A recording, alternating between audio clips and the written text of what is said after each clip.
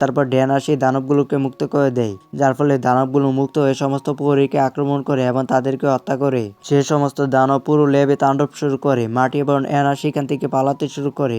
অন্যদিকে দানবগুলো দুই বিজ্ঞানীর কেবিনে পৌঁছে যায়। দুই বিজ্ঞানী একটি গোপন পথ দিয়ে পালানোর চেষ্টা করে, কিন্তু একজন বিজ্ঞানী একটি দানবের হাতে নিহত হয়।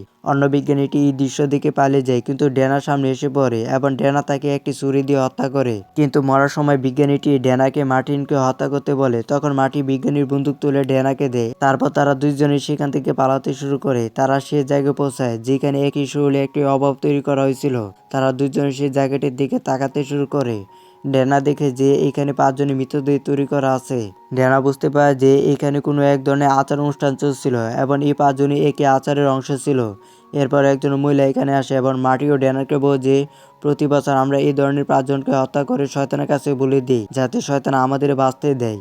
সে তাদের দুজনকে নিচে অংশটি দেখায়, যেখান থেকে কারোর আওয়াজ ভেসে আসতেছিল। মহিলাটি বলে যে এই আচারে 4 জনকে হত্যা করার সিদ্ধান্ত নেওয়া হয়েছে এবং পঞ্চম মেয়েটি সবসময় ভাগ্যের হাতে ছেড়ে দেওয়া হয়। সে ড্যানাকে বলে যে যদি মার্টি বেঁচে থাকে তাহলে সে শয়তানরা জেগে উঠবে এবং পুরো বিশ্বকে ধ্বংস করে দেবে, তাই তোমাকে মার্টিনকে হত্যা করতে হবে। মহিলাটি ড্যানাকে মার্টিনকে হত্যা করতে বলে। মহিলার কথায় প্রভাবিত হয়ে ড্যানা মার্টিনকে বন্দুক তাক করে, কিন্তু তখনই সেখানে একটি নেকড়ে আসে এবং সে ড্যানাকে আক্রমণ করে। তখন মার্টিন বন্দুকটি তুলে নেকড়েটিকে গুলি করে, যার ফলে নেকড়েটি পালিয়ে যায়। কিন্তু এখন মহিলাটি মার্টিনকে হত্যা করার জন্য আক্রমণ করে। মার্টিন আর সেই মহিলার মধ্যে মারামারি শুরু হয়, কিন্তু তখনই জুম্বি হ্যানা সেখানে আসে।